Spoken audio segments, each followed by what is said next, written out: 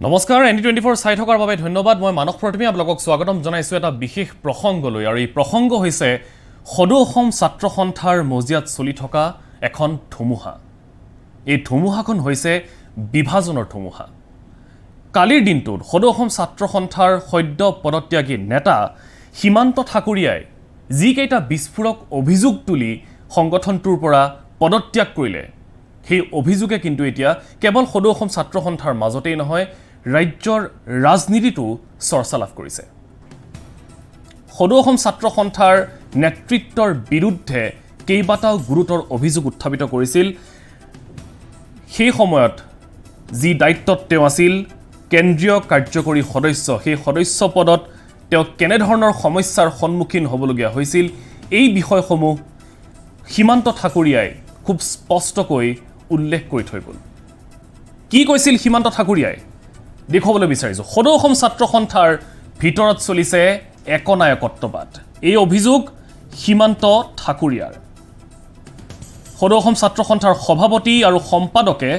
আসুৰ ভিতৰত চলাইছে একনায়কত্ববাদ মানসিক হেঁচা প্ৰয়োগ কৰিছে সভাপতি দীপাংকনাথ আৰু সম্পাদক লুৰিণজ্যোতি গগৈ আসুৰ পৰা পদত্যাগ কৰি এই বিস্ফোৰক অভিযোগ উত্থাপিত কৰিছিল সীমান্ত ঠাকুৰীয়াই সদৌ অসম ছাত্ৰ সন্থাৰ কেন্দ্ৰীয় কাৰ্যকৰী সদস্য সীমান্ত ঠাকুৰীয়াই কালিৰ দিনটোত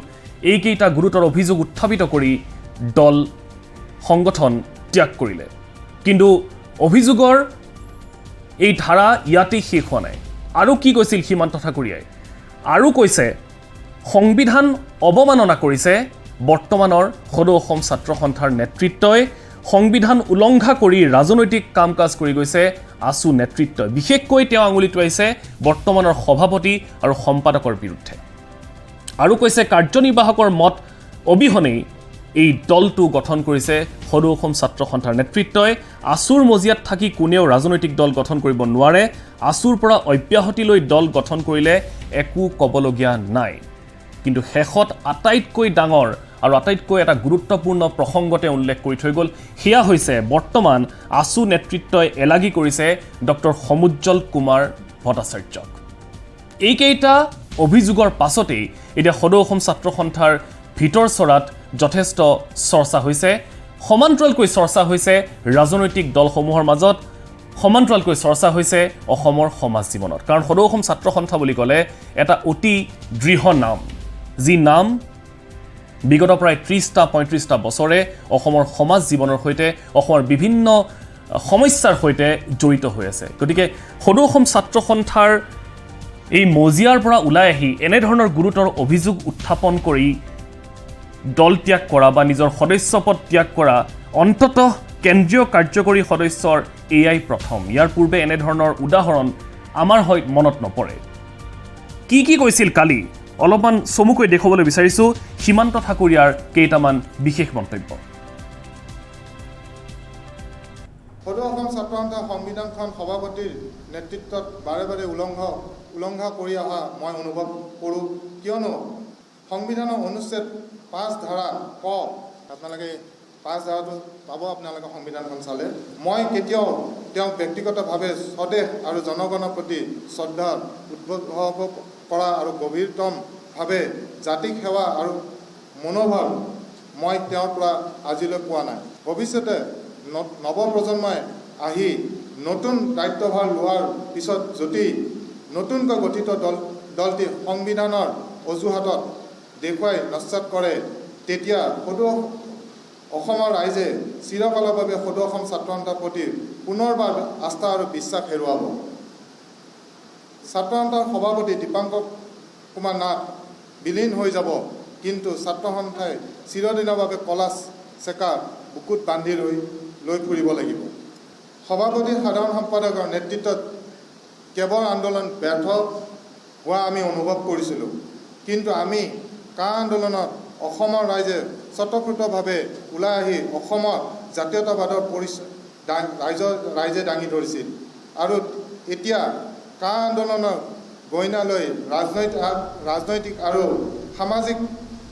ব্যৱহাৰৰ অধিকাৰী হোৱা দেখুৱাই ৰাজনৈতিক ক্ষমতা আহৰণৰ কৰাৰ বাবে আসুক ব্যৱহাৰ কৰা দেখা গৈছে এয়া আছিলে সীমান্ত ঠাকুৰীয়াৰ মন্তব্য। ইয়াৰ পাছত তেওঁ অন্য এটা গুৰুত্বপূৰ্ণ মন্তব্য কৰিছিল। সেয়া আছিলে বৰ্তমান সময়ত সমুজ্জ্বল কুমাৰ ভট্টাচাৰ্যক দলৰ বিভিন্ন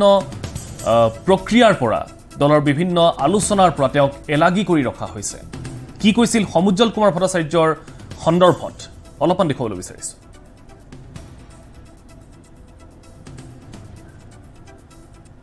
মই আছুত থকা সময়ছোৱাত আমাৰ অতিকৈ শ্ৰদ্ধাৰ জাতিক আপোচবিহীনভাৱে নেতৃত্ব প্ৰদান কৰি অহা অসম তথা উত্তৰ পূৰ্বাঞ্চলৰ ছাত্ৰক একতাৰ এনাজৰীৰে বান্ধি ছাত্ৰ ছাত্ৰীক মৌলিক সমস্যাত মূৰ দাঙি কথা ক'ব পৰা বলিষ্ঠ নেতৃত্ব দিবলৈ শিকোৱা পৰম শ্ৰদ্ধাৰ ডক্টৰ সমুজ্জ্বল কুমাৰ ভট্টাচাৰ্যৰ আঙুলিৰ মূৰত ধৰি 26টা বছৰ আছুৰ সেৱা কৰি আহিছোঁ। ডক্টৰ সমুজ্জ্বল কুমাৰ ভট্টাচাৰ্য দেৱৰ বলিষ্ঠ পদক্ষেপ ছাত্ৰ সন্থাক বৈপ্লৱিক ধাৰাৰ মাজেৰে জাতিক আগুৱাই লৈ যোৱাৰ ক্ষেত্ৰত এক নতুন যুগৰ সূচনা কৰিছে। ডক্টৰ সমুজ্জ্বল কুমাৰ ভট্টাচাৰ্য দেৱক আঙুলিৰ মূৰত ধৰি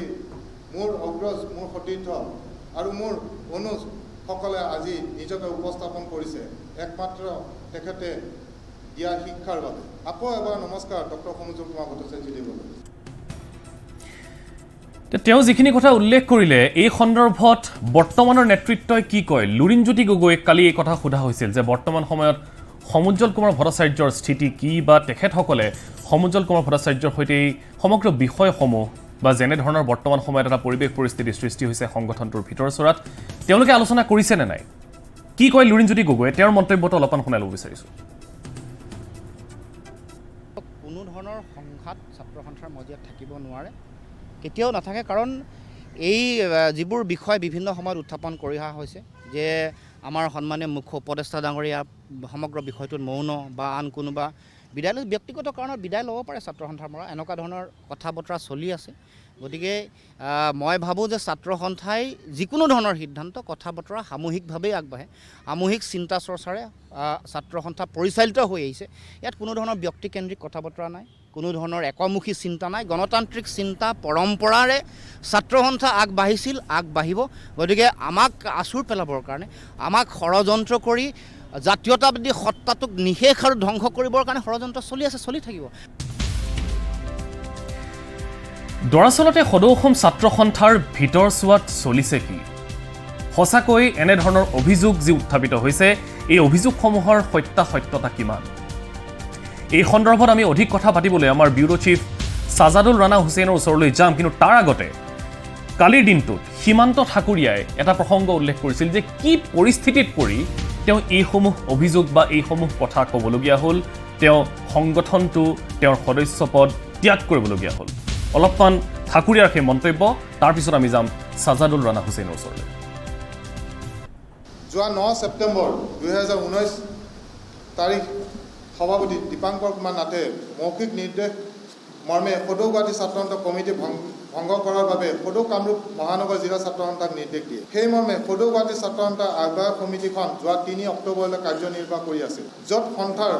মুখ্য উপদেষ্টা ডক্টৰ সমুজ্জ্বল কুমাৰ ভট্টাচাৰ্যক সন্থাৰ সভাপতি সাধাৰণ সম্পাদকৰ স্বাক্ষৰিত পত্ৰযোগে সদৌ গুৱাহাটী ছাত্ৰ সন্থাৰ কাম কাজ চোৱা চিতাৰ দায়িত্ব সংবাদ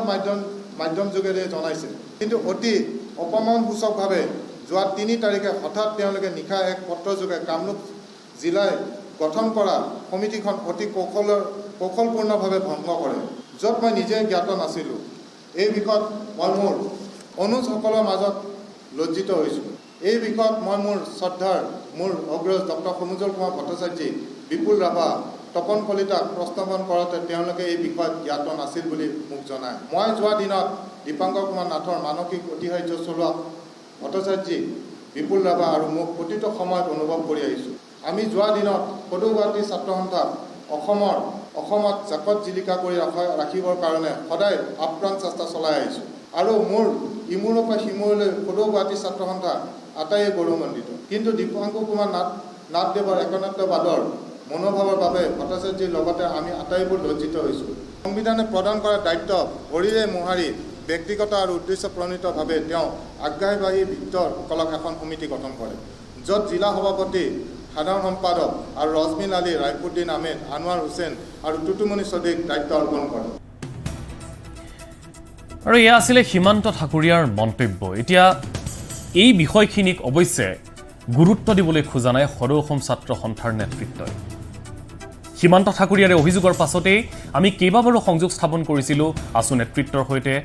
সম্পাদকৰ সৈতে, সভাপতিৰ সৈতে, কিন্তু তেওঁলোকে কোনো ধৰণৰ মন্তব্য দিবলৈ বিচৰা নাই।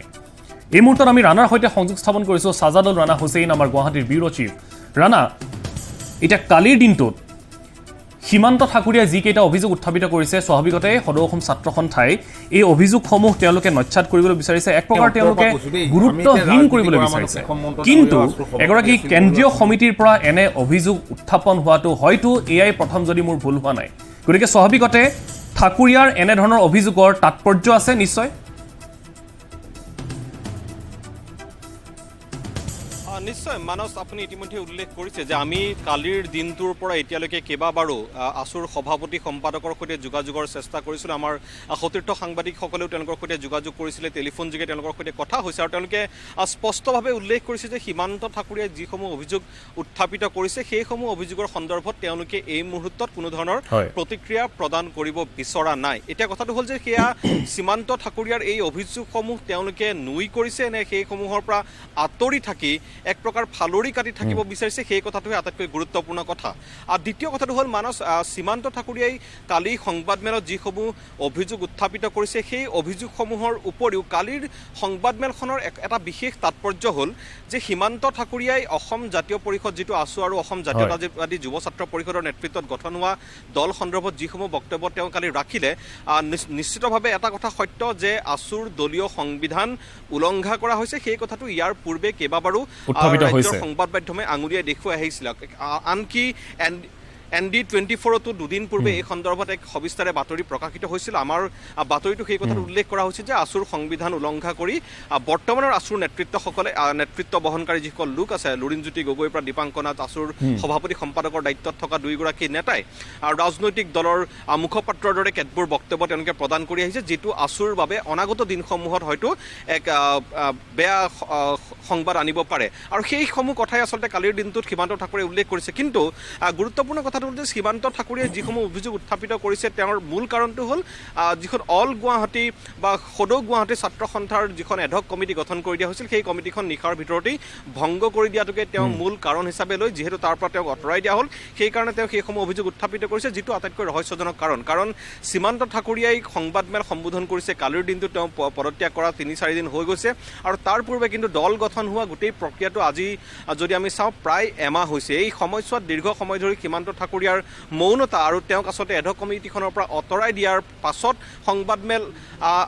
সংবাদমেল দি তেওঁ এইসমূহ অভিযোগ উত্থাপন কৰাটোৱে গোটেই বিষয়টোক আচলতে এক ৰহস্যৰ মাজলৈ ঠেলি দিয়া পৰিলক্ষিত হৈছে। আৰু লগতে আৰু এটা কথা মানস আমি এই মুহূৰ্তত দৰ্শকসকলক জনাব বিচাৰিম, সীমান্ত ঠাকুৰীয়াই কালি যিকেইটা কথা উল্লেখ কৰিছিল যে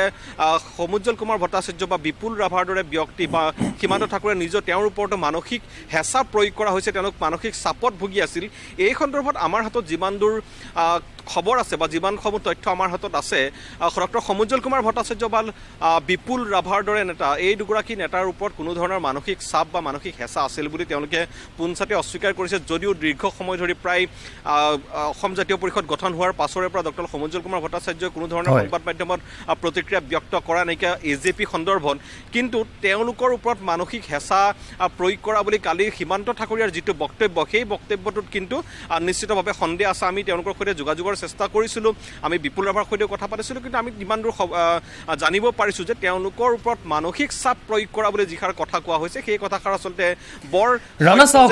এতিয়া সমুজ্জ্বল কুমাৰ ভট্টাচাৰ্যৰ প্ৰসংগটোলৈ আহিছোঁ। সমুজ্জ্বল কুমাৰ ভট্টাচাৰ্যক তেওঁ স্পষ্টকৈ কৈছে বৰ্তমান সময়ত সমুজ্জ্বল কুমাৰ ভট্টাচাৰ্যক এলাগি কৰি ৰখা হৈছে, তেওঁক বিভিন্ন যিসমূহ সিদ্ধান্ত গ্ৰহণ কৰা হৈছে সেই সিদ্ধান্তসমূহ গ্ৰহণ কৰাৰ সময়ত সমুজ্জ্বল কুমাৰ ভট্টাচাৰ্যৰ পৰামৰ্শ গ্ৰহণ কৰা হোৱা নাই। এই সন্দৰ্ভত আমি অধিক জানিম। তাৰ আগতে আজি সমুজ্জ্বল কুমাৰ ভট্টাচাৰ্য সন্দৰ্ভত কেইটামান বিশেষ মন্তব্য কৰিছে প্ৰাক্তন আছুৰ সভাপতি আৰু বৰ্তমানৰ মন্ত্ৰী অতুল বৰাই। অতুল বৰাই কি কৈছে অলপমান শুনাই ল'ব বিচাৰিছোঁ, তাৰপিছত আমি ৰাণাৰ সৈতে এই বিষয়ে অধিক কথা পাতিম। আমি এতিয়া ৰাজনীতি কৰা মানুহ ডাঙৰীয়া আছুৰ সভাপতি আছিল, ময়ো আছিলোঁ আছুৰ সভাপতি সম্পাদক। তো আমি ক'লে ক'ব যে তেওঁলোকে ৰাজনীতি কৰিছে, তো ৰাজনীতি কৰাৰ কথা নহয়। কাৰণ আমি যেতিয়া আছুৰ পৰা ওলাই আহিছোঁ, আছুৰ পৰা বিদায় লৈ আহিছোঁ, আনুষ্ঠানিকভাৱে বিদায় লৈ আছুৰ মজিয়াৰ পৰা ওলাইছোঁ, যাতে দলীয় ৰাজনীতিৰ চেকা যাতে আছুৰ গাত নপৰে। গতিকে আছুৰ মজিয়াখন আমি সদায় নিকা হৈ থকাটো বিচাৰোঁ। আমি আচৰিত হৈছোঁ যে কেইজনমান ব্যক্তিৰ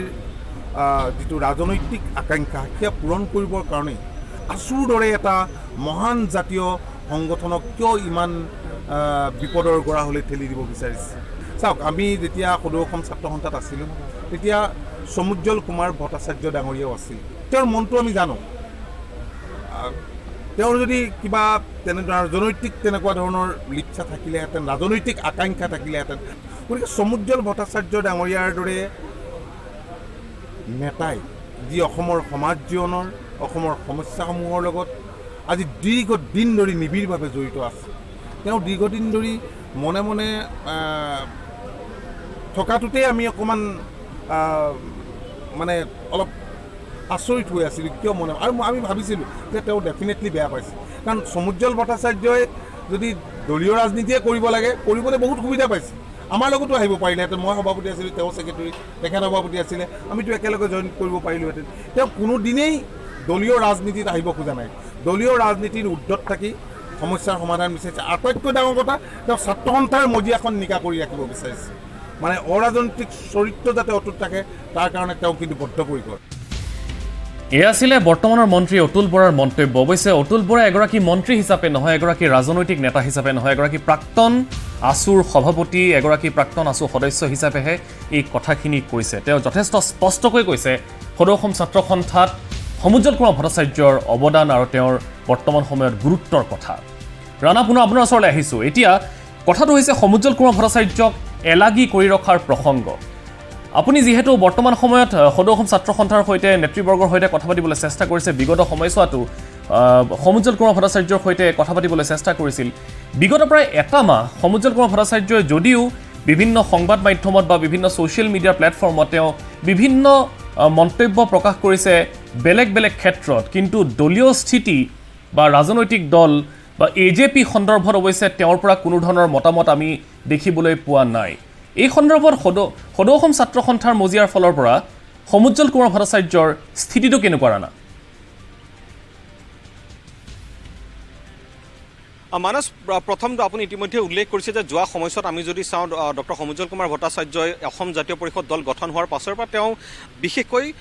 কোনো ধৰণৰ বাতৰি কাকতত তেওঁ সাক্ষাৎকাৰ প্ৰদান কৰা নাই। তাৰোপৰি কোনো ধৰণৰ ডিজিটেল সংবাদ মাধ্যমতো তেওঁ কোনো ধৰণৰ প্ৰতিক্ৰিয়া প্ৰকাশ কৰা নাই। কিন্তু তাৰ বিপৰীতে সামাজিক মাধ্যমসমূহত তেওঁ বিভিন্ন ক্ষেত্ৰত তেওঁৰ নিজৰ প্ৰতিক্ৰিয়া ব্যক্ত কৰি আছে। আনকি 6 তাৰিখৰ দিনটোতো তেওঁ টুইটযোগে টুইটাৰত এক বিশেষ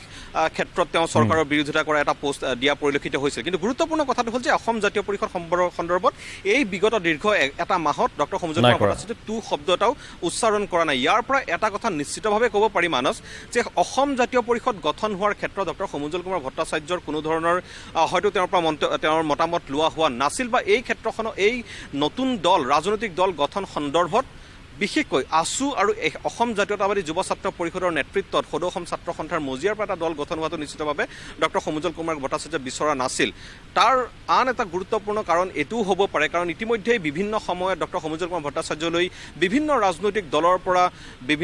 বিভিন্ন ধৰণে তেওঁক আচলতে অফাৰ দিয়া হৈছিল, বা ৰাজনৈতিক দলত যোগদানৰ বিভিন্ন সময়ত প্ৰস্তাৱ দিয়া হৈছিল। তেওঁ নিজৰ যি অৰাজনৈতিক চৰিত্ৰ, সেই ৰাজনৈতিক চৰিত্ৰ তেওঁ অক্ষুণ্ণ ৰাখিছিল। তেওঁ ৰাজনৈতিক দলত যোগ নকৰাৰ কথা স্পষ্টভাৱে বাৰে বাৰে উল্লেখ কৰি আহিছিল। আৰু এনে সময়ত তেখেত সদৌ অসম ছাত্ৰ সন্থাৰ মজিয়াত থকাৰ সময়তেই সদৌ অসম ছাত্ৰ সন্থাৰ নেতৃত্বই এটা ৰাজনৈতিক দল গঠন কৰিবলৈ যি প্ৰচেষ্টা গ্ৰহণ কৰিলে, নিশ্চিতভাৱে সেই ক্ষেত্ৰত তেওঁ ক্ষুণ্ণ হৈছে। আৰু সেইকাৰণে বিগত এটা মাহতকৈ অধিক সময় তেওঁ এই সন্দৰ্ভত কোনো ধৰণৰ প্ৰতিক্ৰিয়া ব্যক্ত কৰা নাই। কিন্তু মানস, আটাইতকৈ গুৰুত্বপূৰ্ণ বা লক্ষণীয় কথাটো হ'ল কেইটামান দিনৰ পাছতে সদৌ অসম ছাত্ৰ সন্থাৰ কেন্দ্ৰীয় অধিৱেশন দুলীয়াজানত অনুষ্ঠিত হ'ব। আৰু এই দুলীয়াজানৰ কেন্দ্ৰীয় অধিৱেশনত সদৌ অসম ছাত্ৰ সন্থাক প্ৰতিনিধিত্ব কৰিবলৈ নিশ্চিতভাৱে ডক্টৰ সমুজ্জ্বল কুমাৰ ভট্টাচাৰ্য তালৈ যাব। আৰু তাৰ পাছত সেই কেন্দ্ৰীয় অধিৱেশনত কি পৰিস্থিতিৰ সৃষ্টি হয় সেয়া লক্ষণীয় হ'ব। কাৰণ আটাইতকৈ সকলোৱে মন কৰিবলগীয়া কথাটো হ'ল যে সদৌ অসম ছাত্ৰ সন্থাৰ মজিয়াত সদৌ অসম ছাত্ৰ সন্থাৰ যিমান কৰ্মী আছে তাৰ গৰিষ্ঠ সংখ্যকেই ডক্টৰ সমুজ্জ্বল কুমাৰ ভট্টাচাৰ্যৰ অনুগামী, ডক্টৰ সমুজ্জ্বল কুমাৰ ভট্টাচাৰ্যৰ অনুৰাগী। আৰু এনে ক্ষেত্ৰত ডক্টৰ ভট্টাচাৰ্যক একাষৰীয়া কৰি বা ডক্টৰ ভট্টাচাৰ্যৰ এলাগি কৰি তেখেতৰ মতামত অবিহনে যদি এই ৰাজনৈতিক দলটো গঠন হোৱা বুলি কেন্দ্ৰীয় অধিৱেশনত স্পষ্ট হয়, তেতিয়াহ'লে আছুৰ বৰ্তমানৰ নেতৃত্বত সেয়া লাগিলে লুৰিণজ্যোতি গগৈয়ে হওক সেয়া লাগিলে দীপাংক নাথে হওক তেওঁলোকে কিন্তু সদৌ অসম ছাত্ৰ সন্থাৰ এইসকল ডক্টৰ সমুজ্জ্বল কুমাৰ ভট্টাচাৰ্য পন্থী বা ডক্টৰ সমুজ্জ্বল কুমাৰ ভট্টাচাৰ্যৰ অনুৰাগী যিসকল আছুৰ নিষ্ঠাৱান কৰ্মী আৰু নেতা আছে তেওঁলোকৰ বিশুদ্ধাৰৰ তেওঁলোকৰ অসন্তুষ্টিৰ যে মুখামুখি হ'ব লাগিব সেই কথাটো এক প্ৰকাৰ স্পষ্ট কাৰণ আটাইতকৈ যিটো গুৰুত্বপূৰ্ণ কথাটো হ'ল সীমান্ত ঠাকুৰীয়াৰ সংবাদমেলৰ কাৰণ যিয়েই নহওক কিন্তু সীমান্ত ঠাকুৰীয়ে এটা কথা স্পষ্টভাৱে উল্লেখ কৰিছে সংবিধান বিৰোধী হৈছে নতুন দল গঠনৰ ক্ষেত্ৰত তাৰমানে ৰাণা কথাটো এনেকুৱা নেকি যে বিগত সময়ছোৱাত যিটো গুজব ওলাই আছিল যে ৰাজনৈতিক দল গঠনক লৈ আছুত ব্যাপক মতানৈক্য হৈছে মত বিৰোধ হৈছে এইটো কথা এনেধৰণৰ অভিযোগসমূহেই সঁচা প্ৰতিপন্ন কৰিছে নেকি আৰু ই এজেপিত কেনেবাকৈ প্ৰভাৱ পেলাব নেকি নিশ্চিতভাৱে মানস আছুৰ ভিতৰত যে ৰাজনৈতিক দল গঠনক লৈ মতান্তৰ হৈছে মতানৈক্য হৈছে সেই কথাটো এক প্ৰকাৰ স্পষ্ট কাৰণ যেতিয়াই আমি ইতিমধ্যেই অসম জাতীয় পৰিষদত অংশগ্ৰহণ কৰা আছুৰ এগৰাকী সাংগঠনিক সম্পাদক ৰাজু ফুকনৰ সৈতে আমি যেতিয়া কথা পাতিছিলোঁ তেওঁৰ পৰাও আমি জানিবলৈ চেষ্টা কৰিছিলোঁ যে সদৌ অসম ছাত্ৰ সন্থাৰ এই যি দল গঠনৰ কুচকাৱাজ যিহেতু ডক্টৰ সমুজ্জ্বল কুমাৰ ভট্টাচাৰ্য ক্ষুণ্ণ নেকি তেওঁৰ পৰা আমি কোনো ধৰণৰ স্পষ্ট উত্তৰ পোৱা নাছিলোঁ কেইদিনমান পূৰ্বে লুৰিণজ্যোতি গগৈৰ সৈতেও যেতিয়া আমি কথা পাতিছিলোঁ তেতিয়াও আমি তেওঁৰ পৰা সেই একেই প্ৰশ্ন কৰিছিলোঁ তাত কিন্তু লুৰিণজ্যোতি গগৈ কোনো ধৰণৰ স্পষ্ট উত্তৰ দিয়াৰ বিপৰীতে সেয়া ডক্টৰ সমুজ্জ্বল কুমাৰ ভট্টাচাৰ্যৰ একান্তই ব্যক্তিগত সিদ্ধান্ত আৰু ব্যক্তিগত চিন্তা বুলি তেওঁলোকে কৈ থ'ব বিচাৰিছে অৰ্থাৎ তেওঁলোকেও ন দি ক'ব পৰা নাই যে ডক্টৰ সমুজ্জ্বল কুমাৰ ভট্টাচাৰ্যই এই দল গঠন প্ৰক্ৰিয়াটো তেওঁৰ যে মতামত আছে বা তেওঁৰ যে সন্মতি আছে সেই ক্ষেত্ৰত কিন্তু তেওঁলোকে ন দি ক'ব পৰা নাই অৰ্থাৎ ক'ৰবাত এই সমগ্ৰ প্ৰক্ৰিয়াটোত ডক্টৰ সমুজ্জ্বল কুমাৰ ভট্টাচাৰ্যৰ অসন্তুষ্টিটো এক প্ৰকাৰ স্পষ্ট হৈছে কিন্তু আৰু এটা কথা মই মানস এই মুহূৰ্তত দৰ্শকসকলক জনাব লাগিব ইতিমধ্যে আমি সেই বক্তব্য শুনাইছোঁ লুৰিণজ্যোতি গগৈয়ে কালি যিটো মন্তব্য দিছিলে যে ডক্টৰ সমুজ্জ্বল কুমাৰ ভট্টাচাৰ্য সন্দৰ্ভত যেতিয়া আমাৰ সাংবাদিকে তেওঁক প্ৰশ্ন কৰিছিল তেওঁ কৈছে যে সেয়া আচলতে সদৌ অসম ছাত্ৰ সন্থা কোনো ব্যক্তিকেন্দ্ৰিক চিন্তা চৰ্চাৰ ওপৰত নিৰ্ভৰ নকৰে কিন্তু ডক্টৰ সমুজ্জ্বল কুমাৰ ভট্টাচাৰ্যৰ ক্ষেত্ৰত কোনোবাই বক্তব্য প্ৰদান কৰিবলৈ যাওঁতে সদৌ অসম ছাত্ৰ সন্থাৰ কোনো বিষয়ববীয়া সেয়া সমুজ্জ্বল কুমাৰ ভট্টাচাৰ্যৰ ক্ষেত্ৰত যদি ব্যক্তিকেন্দ্ৰিক জাতীয় শব্দ প্ৰয়োগ কৰা হয় তেতিয়াহ'লে নিশ্চিতভাৱে এই ক্ষেত্ৰত ভাবিবলগীয়া বা চিন্তা কৰিবলগীয়া যথেষ্ট সমল থাকে আৰু যিহেতু সমগ্ৰ প্ৰক্ৰিয়াটোৰ পৰা ডক্টৰ সমুজ্জ্বল কুমাৰ ভট্টাচাৰ্য বিগত সময়ছোৱাত একাষৰীয়া হৈ আছে এলাগী হৈ আছে তেওঁ নিজেই আঁতৰি আছে নে তেওঁক আঁতৰাই ৰখা হৈছে এই কথাটো স্পষ্ট হোৱা নাই মই ইতিমধ্যে উল্লেখ কৰিছোঁ আছুৰ কেন্দ্ৰীয় যি কাৰ্যনিৰ্বাহক সভা অনুষ্ঠিত হ'ব সেই সভালৈ যদি ডক্টৰ সমুজ্জ্বল কুমাৰ ভট্টাচাৰ্য যায় তেতিয়াহ'লে বহু কথা পোহৰলৈ আহিব বিশেষকৈ দল গঠন প্ৰক্ৰিয়াত তেওঁৰ সহমত আছেনে নাই তেওঁৰ মতামত আছেনে নাই বা এই ক্ষেত্ৰত তেখেতৰ পূৰ্বৰ যি অৰাজনৈতিক চৰিত্ৰ অক্ষুণ্ণ ৰখাৰ যি পূৰ্বৰ সিদ্ধান্ত সেই সিদ্ধান্ততে সলনি কৰে নে নকৰে সেই সমগ্ৰ কথা জানিবলৈ আৰু হয়তো 2-3 দিন শেষত ৰাণা এটা গুৰুত্বপূৰ্ণ প্ৰসংগ চমুকৈ আপোনাৰ পৰা জানিম আপুনি যিখিনি পৰ্যবেক্ষণ কৰিছে বা বিশ্লেষণ কৰিছে এই যি অভিযোগ উত্থাপিত হৈছে যে মানসিক চাপ প্ৰয়োগ কৰা হয় এতিয়া সমুজ্জ্বল কুমাৰ ভট্টাচাৰ্য বা বিপুল ৰাভাৰ দৰে ব্যক্তিত্বক এনেধৰণে চাপত ৰাখি বান্ধি ৰাখিব পৰা যাব বুলি আপুনি ভাবেনে আপোনাৰ মনে ধৰেনে এই কথাটো মানস এইটো যথেষ্ট গুৰুত্বপূৰ্ণ অভিযোগ মই ইতিমধ্যে উল্লেখ কৰিছোঁ যে ডক্টৰ সমুজ্জ্বল কুমাৰ ভট্টাচাৰ্য বা বিপুল ৰাভাৰ দৰে যি দীৰ্ঘ সময় ধৰি সদৌ অসম ছাত্ৰ সন্থাৰ মজিয়াত নিজৰ সময় অতিবাহিত কৰিছে সদৌ অসম ছাত্ৰ সন্থাৰ বৰ্তমানৰ যিসকল নেতা বা যিসকল কৰ্মী তেওঁলোকৰ আঙুলিত ধৰিয়ে আচলতে সদৌ অসম ছাত্ৰ সন্থা কৰিবলৈ শিকিছে সেইসকল সেই দুজন জ্যেষ্ঠ নেতা কোনোবাই মানসিক চাপত ৰাখিব বুলি আমাৰো মনে নধৰে আৰু মই ইতিমধ্যে উল্লেখ কৰিছোঁ যে আমি তেওঁলোকৰ সৈতে কথা পাতিবলৈ যদিও চেষ্টা কৰিছোঁ কিন্তু আমাৰ হাতত আমি যি খবৰ সংগ্ৰহ কৰিছোঁ সেই খবৰ অনুসৰি তেওঁলোক কোনো ধৰণৰ মানসিক চাপত নাই বা তেওঁলোক কোনো ধৰণৰ মানসিক হেঁচাত ভোগা নাইকিয়া আৰু অতি শীঘ্ৰেই তেওঁলোকৰ নিজৰ যি প্ৰতিক্ৰিয়া আছে সেয়া সংবাদ মাধ্যমৰ আগত ইতিমধ্যে স্পষ্ট কৰিব বুলি তেওঁলোকে জানিবলৈ দিছে আৰু মই সেইকাৰণেই কৈছোঁ যে দুলীয়াজানত অনুষ্ঠিত হ'বলগীয়া যি কেন্দ্ৰীয় কাৰ্যনিৰ্বাহক সদৌ অসম ছাত্ৰ সন্থাৰ তাত এই দুগৰাকী নেতাৰ বা এই সমগ্ৰ প্ৰক্ৰিয়াটোৰ কেন্দ্ৰত যিমানসমূহ বাক বিতণ্ডা বা মতানৈক্য বা যিমানসমূহ গুজব ওলাইছে তাৰ উচিত উত্তৰ পাবলৈ ৰাণা ধন্যবাদ জ্ঞাপন কৰিছোঁ এই প্ৰসংগটো যথেষ্ট গুৰুত্বপূৰ্ণ আজিৰ প্ৰেক্ষাপটত কাৰণ সদৌ অসম ছাত্ৰ সন্থাই এতিয়া এটা অৰাজনৈতিক সংগঠনৰ পৰা এতিয়া এটা ৰাজনৈতিক দললৈ গতি কৰিছে তেওঁলোকৰ নেতৃত্বতে এতিয়া অসম জাতীয় পৰিষদ ইতিমধ্যে গঠন হৈছে এজেপি গঠন হৈছে গতিকে তেওঁলোকৰ বাবে এই সময়ছোৱা যথেষ্ট গুৰুত্বপূৰ্ণ এতিয়া এনে সময়ত যদি সংগঠনটোৰ ভিতৰ চৰাত বিভাজনৰ সৃষ্টি হয় আৰু যিসকল শীৰ্ষ নেতৃত্ব আছে তেওঁলোকৰ মাজত যদি মতানৈক্যৰ সৃষ্টি হয় তেতিয়াহ'লে কিন্তু সদৌ অসম ছাত্ৰ সন্থা যিসকল নেতাই বা যিসকল সদস্যই ৰাজ্যিক ভিত্তিত বা সদৰ ভিত্তিত তেওঁলোকে সদৌ অসম ছাত্ৰ সন্থা কৰি আছে তেওঁলোকৰ ওপৰত অৱশ্যে বিৰূপ প্ৰভাৱ পৰিব আৰু ইয়ে সদৌ অসম ছাত্ৰ সন্থাক যি শক্তি সেই শক্তিক লাঘৱ কৰাৰ সম্ভাৱনা আছে গতিকে এই মুহূৰ্তত সদৌ অসম ছাত্ৰ সন্থাৰ ভিতৰ চৰাত চলি থকা এনেধৰণৰ ৰাজনৈতিক অংক বা ৰাজনৈতিক সমীকৰণসমূহে যাতে তেওঁলোকৰ অৰাজনৈতিক চৰিত্ৰটোৰ ওপৰত প্ৰভাৱ নেপেলায় সকলোৱে সেইটোৱে আশা কৰিছে কাৰণ পুনৰ কৈছোঁ সদৌ অসম ছাত্ৰ সন্থা এটা শক্তিশালী সত্তা